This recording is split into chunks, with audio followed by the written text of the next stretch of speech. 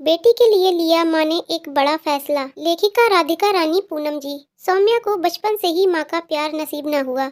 जब वह इस दुनिया में आई तभी उसकी माँ उसे छोड़कर चली जाती है। घर में सौम्या के पिता सुरेश जी के अलावा दादाजी रहते हैं। अपनी दूध पीती बेटी और अपने बुढ़े पिता के खातिर सुरेश जी दूसरी शादी बहुत जल्द कर लेते हैं। जब तक सौम्या छोटी थी उसकी सौतेली माँ माया उसे बहुत ही लाड़ प्यार से रखती, लेकिन जैसे ही उसके अपने बच्चे आ गए सौम्या से दूरी बनाना शुरू कर दिया। माया का अब सारा ध्यान अपने दोनों बच्चों पर ज्यादा रहता और अब तो सौम्या से ढेर सारा काम भी करवाना शुरू कर दिया था। माया के दोनों बच्चे भी माया की देखा देखी सौम्या से वैसा ही व्यवहार करते थे।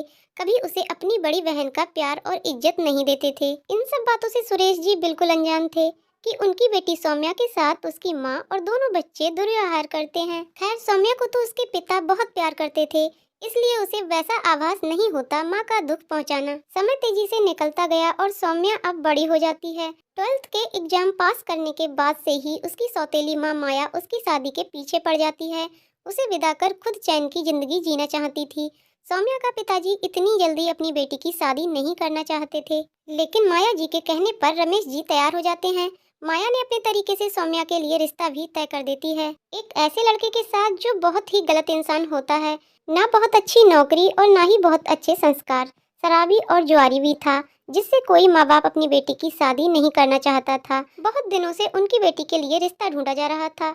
लड़के का नाम सागर रहता है। सागर के परिवार वाले माया को कुछ पैसे देकर उसकी सौतेली बेटी से रिश्ते के लिए हाँ करवा लेते हैं। इधर रमेश जी सपने में भी नहीं सोचते कि सौम्या के लिए उसकी माँ ऐसा रिश्ता लेकर आएगी, क्योंकि उन्हें उन पर विश्वास था। माया ने रिश्ता लाया है तो अच्छा ही होगा।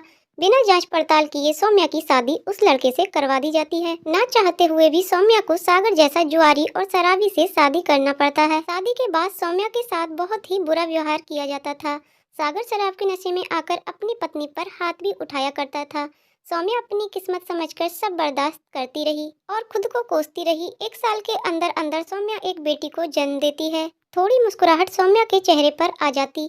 जीवन में पहली बार अपनी बेटी के आने से सौम्या बहुत खुश थी, लेकिन उसका उल्टा सागर अपनी बेटी के आने से बिल्कुल खुश नहीं था। उसे सिर्फ बेटा चाहिए था, इस कारण उसका वह चेहरा तक देखना पसंद नहीं करता, बहुत उससे चिढ़ा करता था। धीरे धीरे सौम्या की बेटी सलोनी बड़ी होने लगती है। अब सौम्या को उसकी पढ़ाई लिखाई और भविष्य की चिंता खाने लगती है। वहीं सौम्या का पति दिन रात शराब में और भी ज्यादा डूबा रहने लगा। इस चक्कर में वह जो भी छोटा मोटा काम करता था वह भी छोड़ दिया। नशे की आदत और जुआ का खेलना दोनों ने इतना उसे जानवर बना चुका था कि एक दिन अपनी बेटी को बेचने का सोचने लगता है। सौम्या अचानक एक दिन फोन पर बात करते सारी बातें सागर की सुन लेती है। अपनी बेटी का सौदा तय कर रहा था, वह भी पूरे 7 लाख में सौदा तय करता है। ये सुनकर सौम्या के तो पैरों तले से जैसे जमीन खिसक जाती है। एक माँ होने के नाते उसे एक फैसला लेना था। कहते हैं ना, माँ के ऊपर आए सारी मुसीबत हंसते हंसते झेल लेती है, लेकिन जब उसके बच्चे की बात हो तो वह हर मुसीबत से लड़ने के लिए तैयार रहती है। उसी रात सौम्या एक फैसला लेती है, अपनी बेटी सलोनी के साथ चल वहाँ जाते हैं जहाँ हम माँ बेटी को सपने में भी कोई परेशान ना कर सके और ना ही सलोनी पर कोई मुसीबत आए। फैसला लेना तो आसान होता है पर निभाना थोड़ा मुश्किल होता है। सौम्या तो अपनी बेटी को लेकर निकल जाती है शहर से बहुत दूर किसी एक नए शहर में, लेकिन समस्या खत्म नहीं होती। न रहने के लिए छत ही, न खाने के लिए बहुत पैसे। अपनी बेटी का पेट कैसे भरती, यही सोच में सौम्या पूरे 10 दिन अनजान शहर में 5 साल की बेटी के साथ इधर उधर भटकती रही। कभी मंदिर में रात गुजारा करती, कभी स्टेशन में, कभी गुरुद्वारे में, कभी सड़क किनारे। बहुत मुश्किल समय था।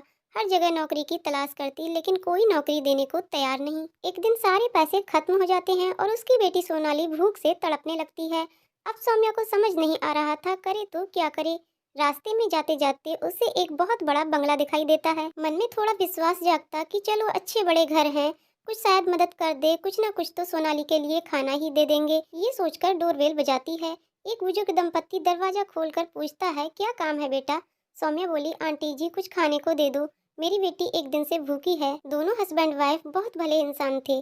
सलोनी के लिए तुरंत खाने का इंतजाम कर देते हैं और साथ ही साथ बंगले के बाहर बने बागान में बैठकर आराम करने को बोलती और बोली, तुम भी कुछ खा लो, तुम भी भूखी होगी। ये सुनकर सौम्या की आंखों में आंसू आ जाते हैं। तभी वह बुजुर्ग औरत पूछती है, क्या बात है बेटा, कहाँ जाना है तुम्हें? अपनी बेटी के साथ तुम कहीं खो गई हो क्या? तेरा पति इस शहर में रहता है? बहुत सारे सवाल किए जा रही थी।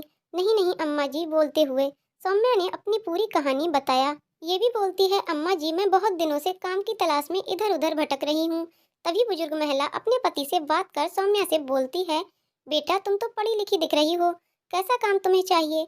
अम्मा जी फिलहाल कोई भी काम मिल जाए मुझे, मैं करने के लिए तैयार हूँ। देखो बेटा, मैं बहुत दिनों से अपने पति के साथ इस घर में अकेले रह रही हूँ। मेरे बेटा बहू विदेश में रहते हैं, कभी कभी आते जाते हैं। मैं बहुत दिनों से एक काम वाली बाई को ढूंढ रही थी। अगर तुम बुरा ना मानो तो इस घर में रह सकती हो। मुझे भी अकेले अच्छा नहीं लगता, कभी कभी किसी के साथ की जरूरत महसूस होती है। बेटा राज ने बहुत बार हम दोनों को साथ चलने को बोला, लेकिन मैं ही अपने घर को छोड़कर नहीं जाना चाहती। मेरा बेटा बहू बहुत अच्छा है, हर महीने हमारे खर्चे के पैसे भेज दिया करता और हमेशा घर में काम करने वाली बाई रखने को बोलता है, जो हम दोनों बुजुर्गों का थोड़ा बहुत ख्याल रख पाए। सौम्या तो सोचे बिना हाँ कर देती है, अम्मा जी मुझे ही काम वाली बाई की नौकरी दे दो। बुजुर्ग महिला खुश हो जाती है, चलो बेटा अच्छा हुआ, तुम अपनी बेटी के साथ रहोगी तो मेरे घर में भी रौनक बना रहेगा। सौम्या बहुत अच्छे से बुजुर्ग दंपत्ति की सेवा करती है और उनके घर को भी बहुत अच्छे से संभाल लेती है। दोनों बहुत खुश थे। इधर सौम्या को उसकी बेटी सलोनी भी बहुत शांति और सुकून महसूस कर रही थी। एक महीना होने को चला था।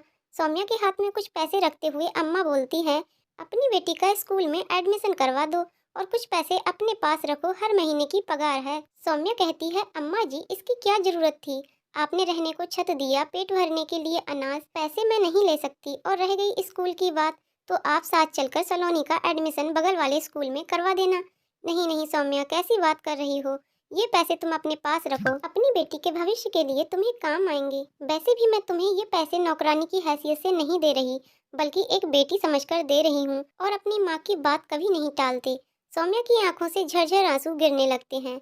अम्मा जी के गले लगकर रो पड़ती है।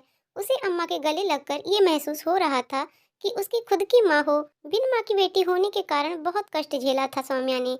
आज उसे अम्मा जी के रूप में सारी खुशियाँ मिल गई थी। सौम्या कभी सपने में भी यही नहीं सोचती थी कि इतनी दूर आकर कोई अपना मिल जाएगा, जिससे कोई रिश्ता तो नहीं, लेकिन दिल से एक दिल का रिश्ता जरूर बन जाएगा। दोस्तों, आज के जमाने में ऐसा रिश्ता मिलना बहुत मुश्किल होता है, लेकिन सौम्या और उसकी बेटी बहुत खुशनसीब थी कि अम्मा जी जैसी औरत उसकी जिंदगी में आई। इसे सौम्या की बेटी की किस्मत ही कह सकती हूँ, क्योंकि बेटियां तो साक्षात लक्ष्मी का रूप होती हैं, जो आने के साथ अपनी माँ की हर दुख दर्द को कुछ ही दिनों में दूर कर देती हैं। वह एक शांति और सुकून वाली जिंदगी मिल जाती है। ये सब सौम्या की बेटी के कारण ही संभव हो पाया, वरना सौम्या तो अपनी किस्मत समझकर सारे कष्ट बर्दाश्त करती जा रही थी। लेकिन जब बात अपनी बेटी पर आन पड़ी तो उसने कुछ नहीं सोचा न समझा और एक फैसला ले लिया, चलो वहाँ चलते हैं। दोस्तों, आपको कहानी कैसी लगी कमेंट करके जरूर बताइएगा। कहानी पसंद आई हो तो वीडियो को लाइक शेयर करें और चैनल को सब्सक्राइब करें। वीडियो को पूरा देखने के लिए बहुत बहुत धन्यवाद।